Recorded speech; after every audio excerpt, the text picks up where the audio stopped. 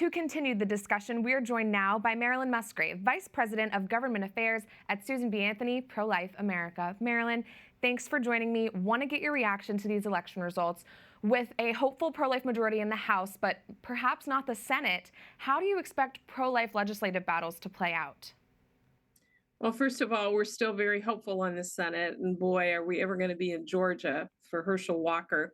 And while the night didn't go as well as we had expected, what we'd hoped for and prayed for, what I really know is that the candidates who found their footing on the life issue and were able to stand up and attack the extremism of the other side did very well. You know, it was a seismic shift when the Dobbs decision came down. That was 2/3 into the election cycle. So a lot of pro-life Republicans just didn't want to talk about it. That did not go well. But those like J.D. Vance and others that stood up and clearly pointed out abortion on demand up to the moment of birth was what the opponent stood for. They fared very well. Yes. And one thing that hasn't been spotlighted as much, but is worth pointing out, is that many governors who signed very strong pro-life protections into law right after Roe versus Wade fell enjoyed pretty easy victories on Tuesday night. I'm thinking of states like Ohio, New Hampshire, Florida, and Texas.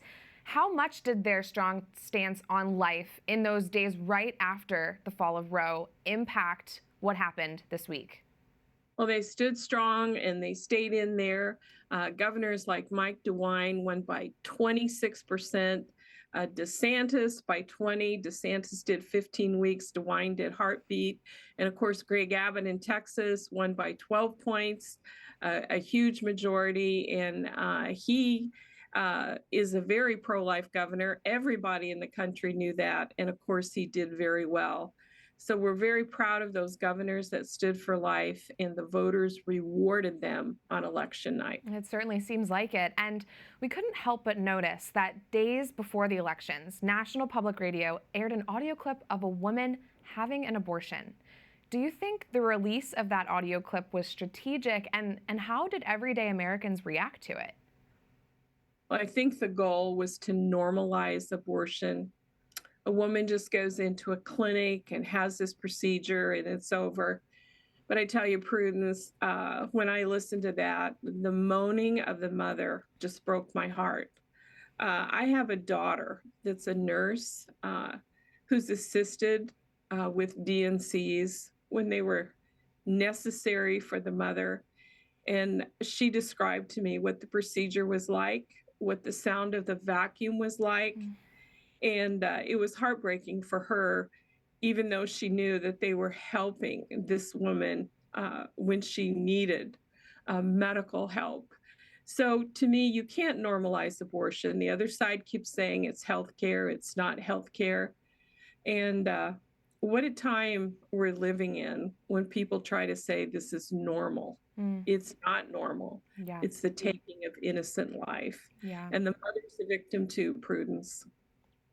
We have about a minute left, Marilyn, but I noticed SBA Pro-Life America announced a full court press in Georgia, as you just recently alluded to, and that you'll be spending at least $1 million to elect Herschel Walker and defeat pro-abortion Raphael Warnock. Talk to me about why it's important to be in Georgia right now.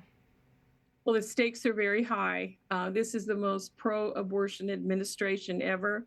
We're so grateful now that it looks like we're going to have a divided government with the majority in the House, and we're working very hard to have that majority in the Senate there. We know what Herschel Walker will do if he's in the United States Senate. He will be a pro-life champion, and we're in Georgia to help him every step of the way until he wins on December 6th.